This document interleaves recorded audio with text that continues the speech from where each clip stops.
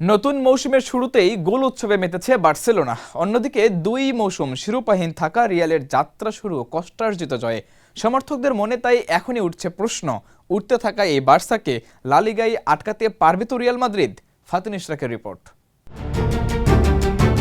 Barca যেখানে রীতিমতো গোল উৎসবে মেতেছে, সেখানে রিয়াল পেল কষ্টার্জিত জয়। নতুন মৌসুমের প্রথম ম্যাচের ফল বিবেচনায় বার্সার ধারে কাছেও নেই লস ব্ল্যাঙ্কোসরা। তবে কি আরও একটা ব্যর্থ মৌসুম কাটাতে যাচ্ছে ভিনি এমবাপেরা, নাকি মরিনহোর মাস্টার প্ল্যানে ঘুরবে খেলার মোড়? গেল ২ মৌসুম ধরেই বার্সাকে টপকাতে পারছে না রিয়াল, তাই তো হোসে মরিনহোর অধীনে নতুন মৌসুমে ঘুরে দাঁড়ানোর লক্ষ্য তাদের।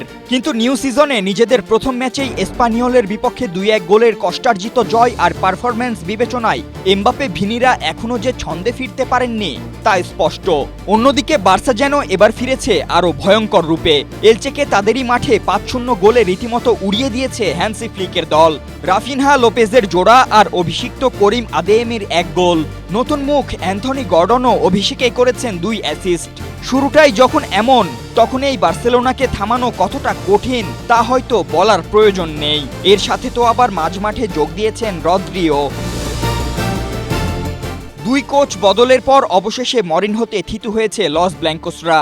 আর মৌসুমের প্রথম ম্যাচেই নিজের ম্যাজিকও দেখাতে শুরু করেছেন এই পর্তুগিজ মাস্টারমাইন্ড। প্রায় ড্র হয়ে যাওয়া ম্যাচের শেষ মুহূর্তে তার এক সাবস্টিটিউটে বদলে গেছে ফল।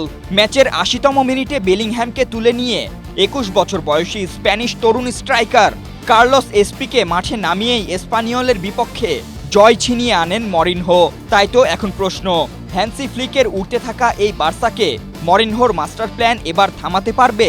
রিয়ালের হাতে সময় আছে, মরিনহোর হাতে তারকা ভরা স্কোয়াডও আছে, কিন্তু সেই দলকে ছন্দে ফেরানোই এখন স্পেশাল ওয়ানের সবচেয়ে বড় পরীক্ষা। Fatin Ishraq, Asia post.